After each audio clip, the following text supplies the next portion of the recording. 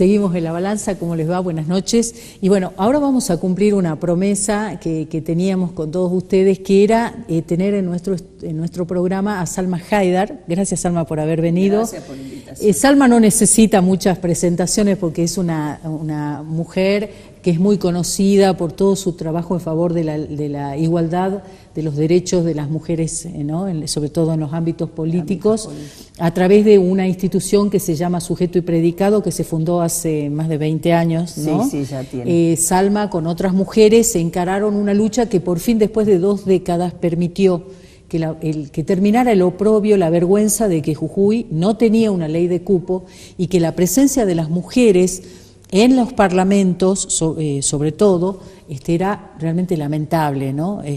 Durante mucho tiempo. Bueno, el hecho de que haya una ley ya desde el 2010, creo. 2010. Sí. Yo estuve en la sesión donde estaba Salma en la barra.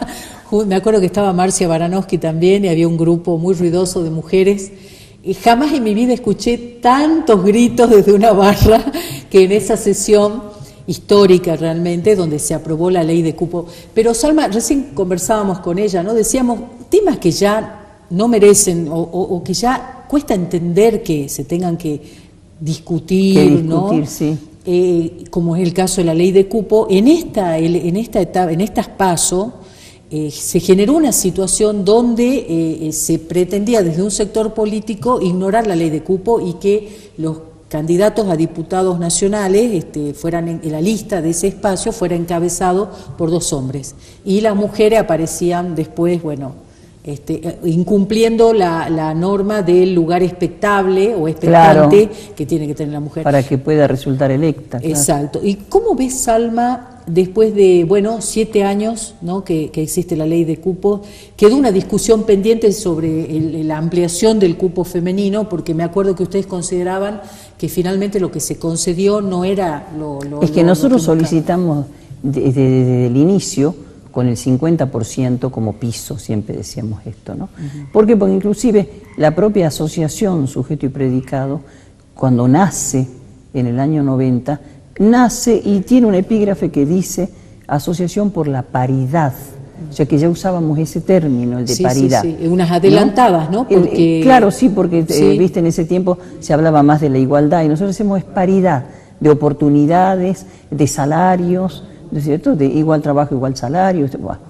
Entonces planteamos también 50%, porque esto tenía que ver con una idea de paridad. Claro. ¿Cierto? ¿Y te sentís satisfecha con los cambios que provocó la ley? ¿Qué evaluación haces de la existencia de esa ley, más allá de lo que marcábamos al comienzo, de que todavía hay posturas contradictorias, digamos, ¿no? Respecto de este tema, e inconcebibles, diría yo, porque la ley existe y está para ser respetada, ¿no? Porque vos recordabas ahora lo que pasó en las PASO, pero cuando se eligieron los constituyentes para la reforma de 1994, ¿cierto? Acá también se pensó que se podía transgredir la ley, ¿cierto? En mi propio partido, yo lo que evito en esta ocasión es dar nombres, porque estamos en campaña electoral, entonces no hace al tema, ¿viste? Claro. En ese tema bien. Además, tampoco que alguien, no sería bueno que alguien piense que tenemos una intención partidaria, digamos, con este tema. Sí.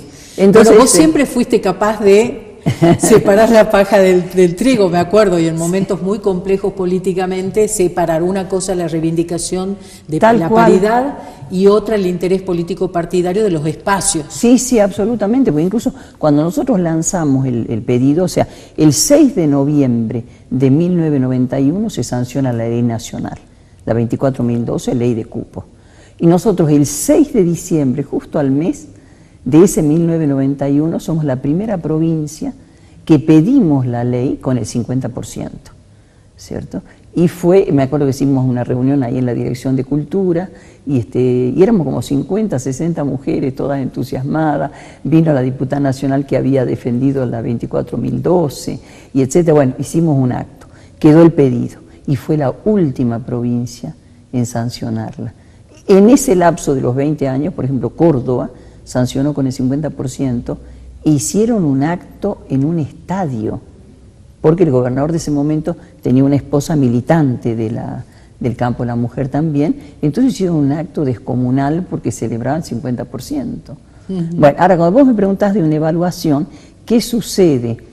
Que hay también un diverso abordamiento desde las provincias de los porcentajes o de las modalidades, ¿no? Porque giran entre el 30, el 50, las de 50 son las menos, Santiago tiene y Río Negro también, pero ¿qué sucede?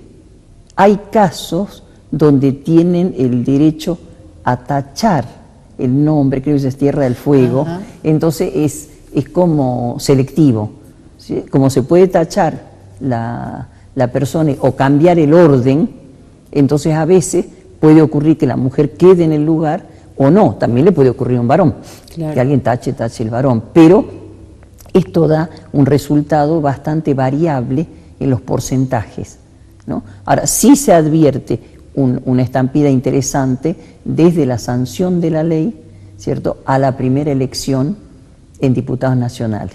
Y digo en diputados porque primero se aplica a diputados nacionales, porque los senadores a nivel nacional eran votados por las legislaturas. Claro, todavía no había elección de senador. Ya en el 95, voto, sí, cuando después de la reforma del 94 pasa a ser electos directamente los senadores, entonces también se empieza a ver un cambio en senadores. Entonces empieza a haber un porcentaje interesante. Ahora, creo que también hubo un proceso difícil por ahí para las mujeres, porque bueno, las que militábamos en el campo por los derechos de la mujer, estábamos en esto, o sea, las distintas asociaciones en todas las provincias, pero las que no, muchas tenían mucha sujeción a lo que decía el poder político de los varones. Claro. Pero ha pasado en los partidos, sí, sí, o sea, estar incluso jugadas en ese sentido, y cuando estaba llegando el tiempo de las elecciones, ¿cierto?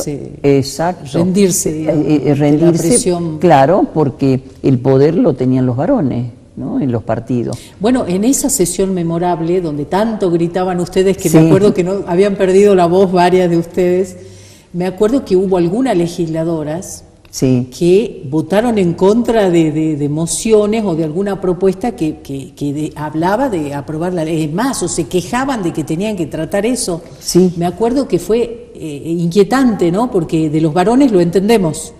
Podemos llegar a entenderlo, pero que también haya mujeres que suscriban, digamos, esa visión política y que además la defiendan en un parlamento. Era fuerte esa imagen, ¿no? Y eso no sucedió, no sucedió. Por eso decía, quizá a nosotros nos faltó trabajar más ese aspecto, pero mira que íbamos nosotros hacia la base, si querés, o hacia el grupo de mujeres que además están militando en política, que por lo general siempre las que actuaban en campaña, en toda la parte de logística de campañas electorales, son más las mujeres que los varones, o eran más las mujeres que los varones, ¿cierto? O sea que había gran participación política, pero por un lado, pero poca inclusión en las listas. Poca representatividad. Poca representatividad, y siempre estaban en lugares no expectables, digamos, no estaban en lugares donde podían salir electas.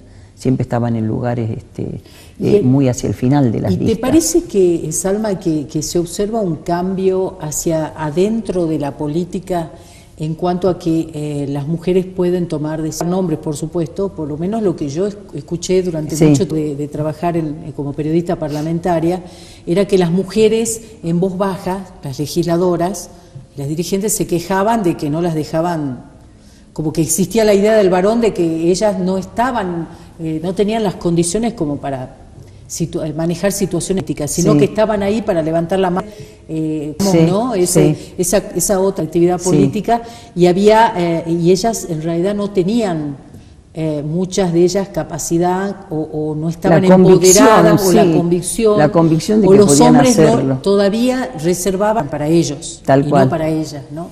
Ahora yo en ese aspecto hay una modificación. Yo creo que en la mujer se ha ido produciendo un empoderamiento, ¿sí?, de los espacios de poder, de la conducción, ¿sí?, y hay más mujeres que están verdaderamente como liderando o conduciendo espacios, ¿no? Pero lo del cupo costó que lo aceptaran, y en el caso de Jujuy me parece que hubo una incidencia muy fuerte del varón de las mujeres. Como que la imagen, digamos, o el sello paternalista, claro, ¿no? Ha sido y quizás sigue siendo en alguna parte en los ámbitos políticos. En ¿no? el ámbito sí, pero... Y es algunos varones políticos de que la ley de cupo que vayan las hermanas, las mamás, las comadres.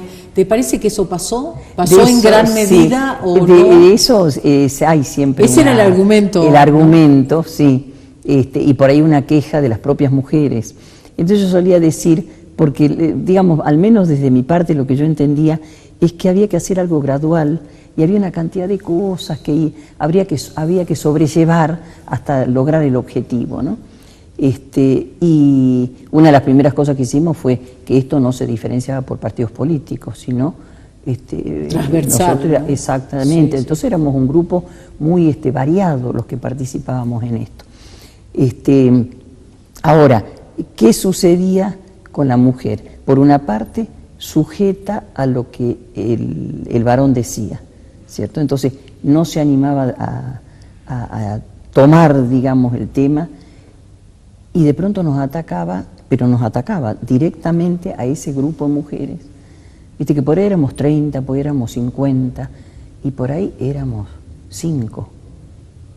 Como quedamos en ese 2010, cuando queremos entrar a la legislatura. Y no querían permitirles que presencien la sesión, me acuerdo. No, absolutamente. Me acuerdo de esa barbaridad realmente. Y había 30 mujeres policías, porque sí me acuerdo que aquella vez incluso yo hablé con el jefe policial y dije, bueno, que no nos manden a reprimir con los varones, porque había 3 hombres, digamos, parados ahí. Decía, no nos toquen, decía yo, no nos toquen. Entonces llegaron 30 mujeres. ¿Cierto? Ahora, eso fue, ya en ese momento fue muy entretenido porque éramos mayor cantidad de mujeres y habían algunas compañeras que tenían unas bubucelas, era un estruendo el hall de la legislatura, ¿no? Pero costó mucho y durante mucho tiempo tuvimos la negación de las propias mujeres. Sí. Entonces, en la autocrítica, quizá nosotras tuvimos que haber incidido mucho más, de alguna manera, para que las mujeres se comprometieran. Pero ese compromiso claramente no hubo, fue un grupo pequeño el que se fue comprometiendo en la sanción de la ley, ¿no? Sí. Salma ahora es parte de la agenda política del país y por supuesto de la provincia fuertemente el tema de género, ¿no? Sí. Incluso la legislatura tiene una comisión de género que se creó, sí, que antes tribunales no estaba, también, ¿no? Entonces tiene mucha fuerza el tema de la mujer, sí. ¿no? Sin embargo, no volví a escuchar nunca más hablar de una ampliación al 50% del cupo. No. Entonces es como que hay algo que no cuadra del todo. No cuadra del todo. O sea, todos hablan del género, pero pasa que hay gente que quiere desconocer la ley. Tal cual. Que fue algo, me parece, muy notable, ¿no? Que pasó en esta campaña de las PASO, las últimas. Sí. Y no se habla de esto. No se habla. Y el tema con el 30% con que quedó sancionado, o sea, la ley, viste, son 2 artículos, porque es modificar el artículo 38 del Código Electoral Provincial. Entonces el primero dice, no se oficializarán las listas que no cuenten con solamente 2 personas del mismo sexo, no pueden ir 3, ¿no? Entonces hay que alternar, si van 2 mujeres, un varón, etc. Y a la inversa. Bueno, ahora, ¿qué sucede con ese porcentaje?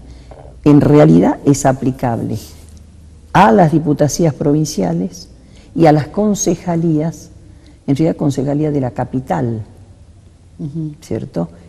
San Pedro por ahí puede llegar a favorecerlo también, pero ¿qué sucede?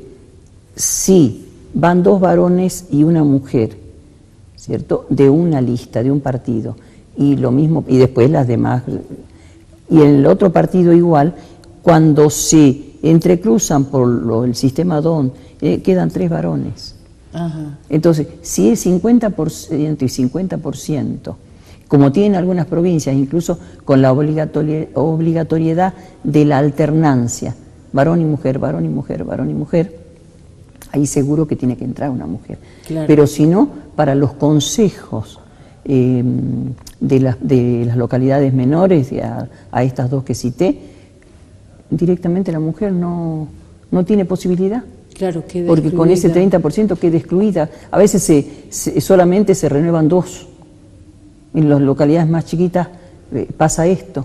Entonces quedan fuera del esquema político, ¿cierto? Entonces ahí es donde, cuando se sanciona con este 30%, una mujer que había estado, siempre parecía muy activa en favor de esto, que lamentablemente no fue el día de la sanción, no nos acompañó, con lo cual las que estábamos decíamos, es llamativo que no venga justamente. En el momento clave. Bueno, entonces después me llama y me dice, bueno, se sancionó la ley, qué bueno, buenísimo. Digo, pero el 30%. No, pero ahora vamos por el 50%. Digo, o sea, vamos por 20 años más. Claro, es muy bravo. Ahora, yo te digo que en 20 años, este es otro tema, pero que también por lo menos me interesa mencionarlo. Por lo pronto, desde Sujeto y Predicado ya llevamos 5 solicitando que la reelección de diputados y concejales no sea indefinida. 4 años y al llano. Sí. Después de esos 4 años podés volver a postularte, sí. Nadie puede coartar la vocación política de nadie. Pero no esos mandatos consecutivos, de estar 30 años en una legislatura. Sin ninguna restricción, claro. Porque eso me parece que va ahogando a los propios partidos políticos y va desdibujando la noción de democracia en la propia sociedad. Porque en realidad un diputado, ¿cierto?, con que tenga tantos años y tenga mínimas condiciones, cualquier ciudadano puede ser un diputado o una diputada. Entonces, los partidos políticos se oxigenan si hay ese recambio. El que va 4 años, suponte que, porque esto lo deciden los constituyentes, si se hace, hay que hacer reforma a la Constitución, suponte que fuera 4 años y después ya no tiene más ingreso, 4 años y al llano y después puede volver a postularse. Si sucede eso, vos sos diputada 4 años, sabés que te vas al llano, volvés a tu trabajo, al que vos tuvieras, pero te gusta el ser legisladora o legislador. En esos 4 años seguís en contacto con la comunidad, con las necesidades de la provincia o de la ciudad, si querés ser concejal, por una parte. Y en los partidos no sucedería que muchas veces se produce escisiones en los partidos, no por cuestiones ideológicas, sino porque había candidatos que querían seguir siendo reelectos. Al no tener la reelección, decidieron irse y armar otro partido para poder tener una candidatura. Sí, sí. Es muy palpable lo que sucede. Sí, sí. Salma, finalmente te quería preguntar algo, vos que sos una persona que tiene una trayectoria tan importante y tan comprometida con el género. 2 veces. Bueno, pero ¿por qué te digo esto? ¿Vos crees que le suma a la causa del género que hablemos de ellas y ellos, de las chicas y de los chicos? O sea, que en nuestro lenguaje establezcamos la diferencia de género. ¿Te parece que eso suma en crear una conciencia sobre la paridad, sobre la mujer? No, eso creo que lo que logra es la inclusión, de que no se sigue usando solamente el masculino. Pero en la redacción de los documentos hay una resolución de Naciones Unidas que establece la obligatoriedad. Y es también es un eslogan político, sí, ¿no?, en nuestro país. Y si uno lee, en realidad, cuando vos lees un escrito de esto, es distractivo, es el lentecedor, ciudadanos y ciudadanas, los y las, ¿cierto? Pero bueno, no tenemos un neutro que nos incluya a las dos partes. Creo que ese es el sentido, ¿no? Sí. ¿Y a vos te gusta encontrar esa alusión al género en un texto? Digamos... ¿Te gusta como luchadora de género, digamos? ¿Te hace sentir bien? Y de hecho yo lo escribo de esa manera. ¿Sí? Inclusive ahora, en este último tiempo, por iniciativa en realidad una buena iniciativa de un compañero, estábamos redactando talleres por la lengua de señas argentinas, ¿no?, para que los estudiantes de secundario pudieran aprenderla, y no sé, por lo menos un grupo y esto. Entonces yo redacto y pongo los, las, y este compañero me decía, no hace falta eso, ya se entiende. Y yo me digo, pero para mí va en contra de este principio de género que tengo, ¿viste? Claro. Entonces parece una cuestión menor, yo insisto, es como distractivo, pero creo que tiene el sentido de una, en todo caso, reafirmación positiva del tema género. ¿Sí? Claro. Así es. Me interesaba tu opinión sobre este tema, porque bueno, yo trabajo con las palabras también y claro, cuando me encuentro con eso, género. tengo Sí. mis debates, digamos, Sí, a ver, sí. qué dice la norma ortográfica, qué dice la norma gramatical, qué dice la idea de género, la causa del género, qué dice esa necesidad de que la mujer deje de ser invisible en distintos aspectos, ¿no? De la vida política y de la comunidad. Vos fíjate, en los diccionarios, ¿cierto? La mujer es invisible, está invisibilizada porque un adjetivo, ¿cierto?, se usa en masculino, ¿cierto? Salvo que sean adjetivos como valientes, suponte. Que sí, hay muchos que tienen, claro, o que sería neutro posiblemente. Que sería neutro posiblemente, ¿no? Pero en cuanto vos tenés la posibilidad, por ejemplo, de decir concejal o concejala, yo lo feminizo, ¿viste? O saludo y le digo buen día a gentas, por ejemplo, ¿no? En el caso del gremio es complicado porque digan periodistas, claro. Tiene su complejidad. Sí, como modista, por ejemplo. También ahí le cabe al varón esa terminación femenina. Pero en el diccionario se ve claramente eso. Claro. Bueno, Salma, ha sido un gusto tenerte, muchas gracias. Por favor. Estoy segura que toda la gente nuestros amigos que nos ven están contentísimos de esta entrevista que unió, o por lo menos esa fue la idea, unir el pasado con el presente. El pasado con el presente. ¿no? Y plantear un tema que es muy importante, que es muy relevante en la política, mucho más de lo que muchos creen. Y te digo que incluso una sola cosita, como país, vos sabés que Argentina es el primer país, no solo en Latinoamérica, en el mundo que sancionó una ley de cupo, en el mundo. Entonces nosotros tendríamos que estar todas las provincias alineadas ahí. Bueno, actualmente todas tienen. Salvo ¿no? Entre Ríos. Salvo Entre Ríos, y con distintos grados, no solamente del porcentaje, sino del modo de aplicación, sobre todo. Que eso es lo que da un vaivén, no diré antojadizo, pero que no va incorporando en un 50% y 50%. Ajá. Muy bien, no sabía eso. Salma, muchas gracias.